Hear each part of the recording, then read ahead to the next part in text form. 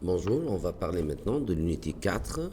C'est notre deuxième unité dans le programme de géométrie de la première secondaire cette année. Alors, on va parler de la droite. Et pour commencer à parler avec la droite, l'équation de la droite, on va commencer par la première leçon, c'est le partage d'un segment. Ça veut dire quoi pour nous le partage d'un segment qu'on a déjà étudié? Un cas un peu particulier, c'était en troisième préparatoire. C'était si on a un segment, on sait les coordonnées de points extrémités de ce segment. Disons par exemple le point A, c'était x1, y1.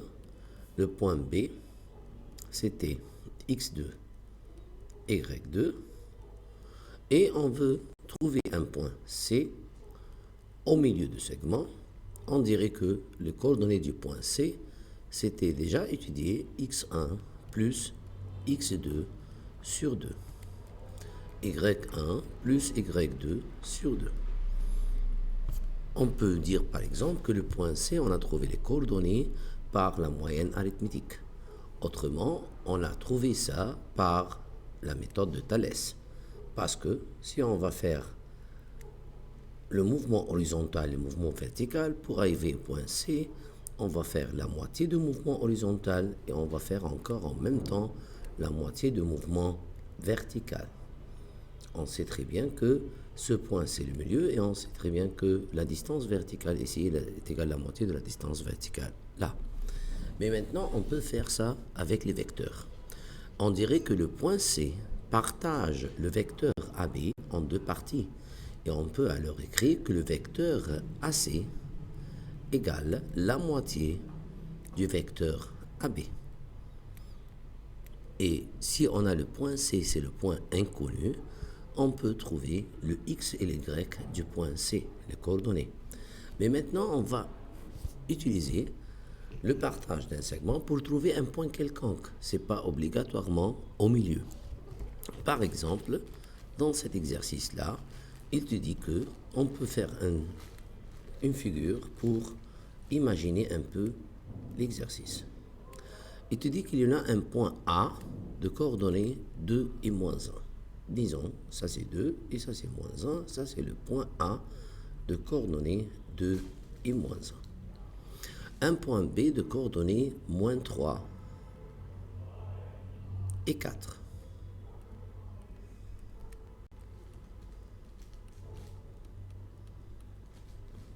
C'est ce point-là. Ça veut dire qu'on a un segment qui joint les deux points A et B. Il te demande de trouver le coordonnées du point C qui partage AB intérieurement. Normalement, s'il y en a un partage intérieur, plus tard, il y aura un partage extérieur. Que veut dire pour nous C qui partage AB intérieurement? Cela veut dire pour nous que C appartient au segment AB et que le point C n'appartient pas au prolongement de segment AB. Ça veut dire elle n'appartient pas à l'extérieur du segment. On peut laisser ça plus tard, mais plus simplement, on dirait que C appartient au segment AB. C se trouve n'importe où entre A et B. Dans le rapport 3 à 2, quand on te dit que C appartage AB, en respectant l'ordre, ça veut dire que C va être inséré à l'intérieur de AB. Et quand il te dit 3 à 2, ça veut dire 3 parties à partir de A et 2 parties à partir de C. Ça veut dire qu'on va partager AB en 5 parties. Alors, on dirait que, à peu près, le point C sera à côté 3 parties à partir de A et 2 parties de B à peu près là. En sachant que cette partie-là, ça représente 3 parties et cette partie-là représente 2 parties. Pour exprimer ce consigne ou ces données avec une équation vectorielle, on pourra dire que AC vecteur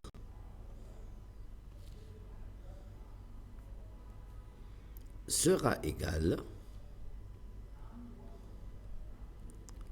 AC vecteur sera égal 3/5 de AB vecteur. Autrement, on pourrait dire encore que AC vecteur est égal est égal 3/2 du vecteur CB.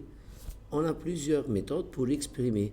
On peut dire encore que AC sur CB est égal 3/2. N'importe quelle expression de celle-là, on peut l'utiliser en sachant qu'on va travailler avec les vecteurs, sont des formules. Pour travailler avec AC vecteur, ça veut dire pour nous C moins A. Mais l'inconnu ici dans cet exercice, ce sont les coordonnées de C. On va supposer que les coordonnées de C sont XY. Et alors, on commence à trouver le vecteur. Le vecteur AC veut dire arrivée moins départ X moins 2, Y moins 1, ça fait Y plus 1, est égal 3 sur 5 multiplié par AB. AB, ça veut dire B moins A. Moins 3, moins 2, ça donne moins 5. Et 4 moins 1, ça donne 5. Pour le simplifier un peu, on va lire là le mouvement horizontal seul et le mouvement vertical seul. Alors, x moins 2 égale 3/5 fois moins 5, ça donne moins 3. Et pour lire le mouvement vertical, y plus 1 égale 3/5 fois 5, ça donne 3. Comme ça, on a trouvé que le x est égal moins 3 plus 2, ça fait moins 1. Y est égal 3 moins 1, ça fait 2. Alors C est de coordonnées moins 1 et 2. Si tu veux vérifier, tu peux trouver la norme de AC et trouver la norme de vecteur BC, ça veut dire la longueur de AC et la longueur de BC. Et en divisant AC par BC, tu dois trouver le même rapport, 3/2, ou que AC est égal à 3/5 de AB.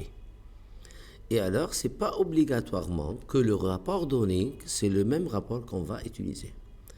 Il y a une autre méthode.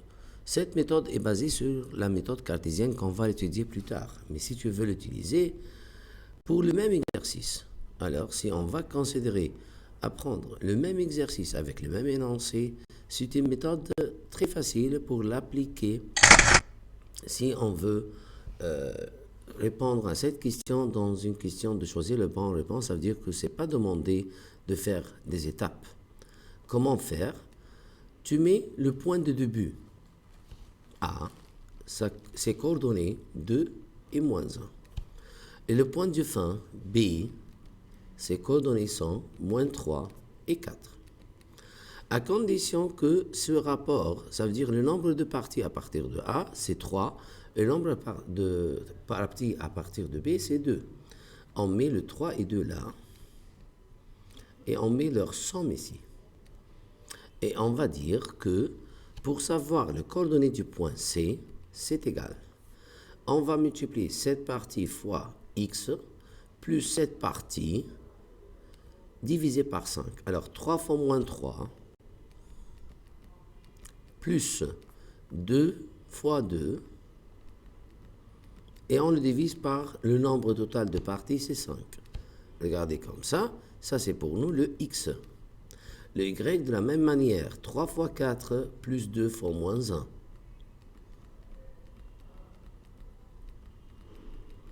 Toujours divisé par 5. On va le calculer. Et alors, ça donne moins 9 plus 4, ça fait moins 5. Divisé par 5, ça donne moins 1. 3 fois 4, 12, moins 2, ça fait 10. Divisé par 5, ça fait 2. Et cette méthode est basée sur une méthode mathématique algébrique. On va le faire plus tard, tout de suite. C'est la méthode, c'est la forme cartésienne. Tout ce qu'on a fait dans la méthode précédente, ce qu'on a multiplié le rapport M, le nombre de parties M fois x1 plus M2 fois x2 plus M pour avoir la valeur de x. Et on a fait pareil pour la valeur de y. Mais comment on a eu cette méthode, si ça t'intéresse de savoir? On a fait le même exercice, mais avec des symboles. On a fait le même exercice qu'on vient de faire sur un repère cartésien. On avait 2 points, par exemple, disons A et B, comme celui-là. A est de coordonnées x1 et y1. B est de coordonnées x2 et y2. Et on a un point C inconnu qui partage le segment AB en 2 parties. Disons que le nombre de parties de la première partie c'est AC, disons que c'est M1, et la deuxième partie c'est M2. On dirait que AC vecteur sur AB vecteur égale M1 sur M1 plus M2. Et on va commencer à jouer avec les vecteurs pour arriver à cette forme. AC veut dire pour nous C moins A. On ne sait pas les coordonnées de X de C, c'est X, Y. Et alors on va dire AC c'est égal X moins X1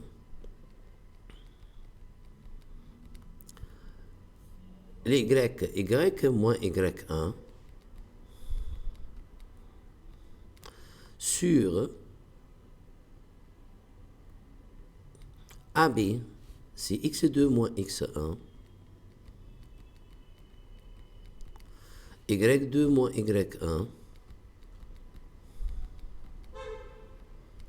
qui est égal m1 sur m1 plus m2. Et après, tu n'as qu'à faire le produit en croix, lire le mouvement vertical seul et lire le mouvement horizontal seul. Comme ça, tu auras la valeur de x est égale m1 fois x1 plus m2 fois x2 sur la somme. Et de la même manière, l'autre formule pour arriver à faire cette méthode. Et alors, on dirait que m1 fois x plus m2 fois x divisé par la somme des parties pour trouver la valeur de x et m1 fois x2 plus m2 fois x1 sur la somme des parties pour trouver la valeur de y du point C. Et alors, soit tu vas utiliser la méthode cartésienne ou la méthode vectorielle. Cette méthode-là, on l'appelle la méthode vectorielle et cette méthode-là, on l'appelle la méthode cartésienne. Alors, dans cet exercice, il faut faire attention. Il t'a donné A et B dans un ordre et après, il te dit trouver les coordonnées du point C qui partage BA, non pas A et B. BA veut dire pour nous que ce rapport, une partie à partir de B et 3 parties à partir de A. Et tu peux faire une petite figure pour imaginer un peu comment est l'exercice. Et alors, il te dit 4 et 2, disons que c'est là le point A. Le point B, c'est 8 et moins 6, c'est là. Et on a un segment qui joint les deux. Et que le point C se trouve quelque part entre B et A dans le rapport 1 à 3. Alors C, elle est là. Telle que cette partie, c'est une partie. Et cette partie, c'est 3 parties. Et alors, on met le point B, c'est 8 et moins 6, pour faire la méthode vide sans étape. On met le point A, c'est 4 et 2. On met les rapports dans l'ordre à partir de B jusqu'à A, 1 à 3. Dans la somme, c'est 4. Pour calculer le point C, les coordonnées du point C, on fait 1 fois 4 plus 3 fois 8. Ça donne 4 et 24, ça fait 28 divisé par 4, ça donne 7. Et le point pour Y, le point C, alors 2 et moins 18, ça donne moins 16 par 4, ça donne moins 4. Essayons maintenant d'appliquer la méthode des vecteurs. Tout simplement, on peut dire que BC vecteur sur BA vecteur est égal une partie sur 4 parties. Et en faisant le produit en croix, on n'aura que 4 fois BC est égal BA. Maintenant, essayons de calculer ensemble BC. BC, ça veut dire C moins B. C, on ne le connaît pas. On va le considérer XY. Et alors, quand on fait C moins B, ça fait X moins 8. Y moins 6, c'est Y plus 6. Et maintenant, pour BA, on va faire A moins B. A moins B, 4 moins 8, ça donne moins 4. 2 moins 6, ça donne 8. On va lire maintenant le mouvement horizontal. Et alors, 4 fois x moins 8 égale à moins 4. Et le vertical, 4 fois y plus 6 est égal à 8.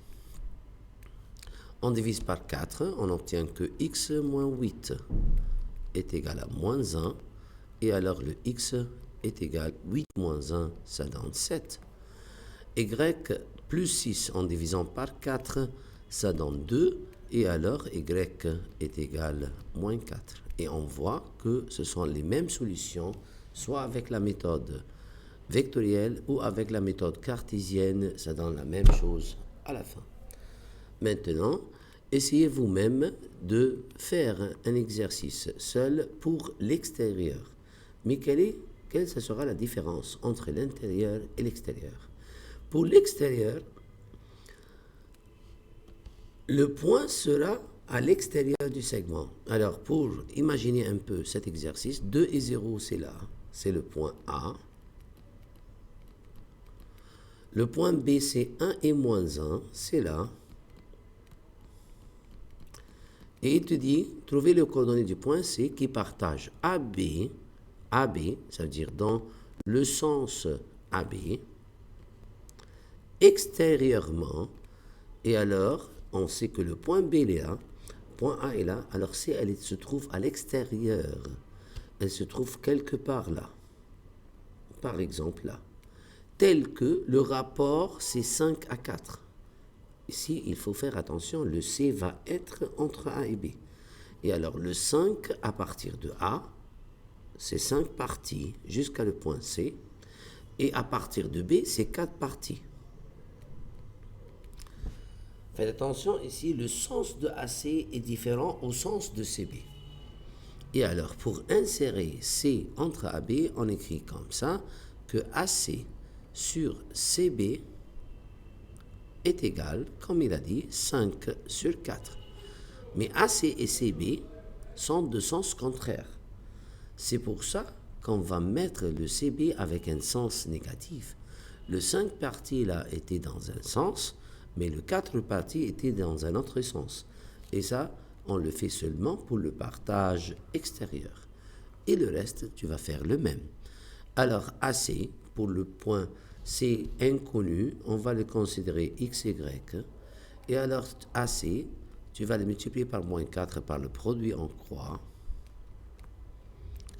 est égal à 5 fois CB. AC, c'est X moins A, X moins 2. Y moins 0. Y. Pour CB, c'est B moins C. B moins C, ça veut dire 1 moins X. Et moins 1 moins Y. Et par l'égalité maintenant, tu vas commencer à comparer le mouvement horizontal avec le mouvement vertical. Et alors, on va lire le mouvement horizontal, ça devient moins 4x plus 8 égale 5 moins 5x. Ce qui donne à la fin, x est égal à moins 3. Pour le y, alors moins 4y sera égal à moins 5 moins 5y. Et alors le y est égal à moins 5. Et on voit même sur la figure que le point C qu'on a trouvé de coordonnées moins 3 et moins 5 à peu près se trouve vraiment dans le troisième cadran avec des coordonnées moins 3 et moins 5. Merci et j'espère qu'on a compris quelque chose et on va continuer plus tard avec beaucoup d'exercices. Au revoir.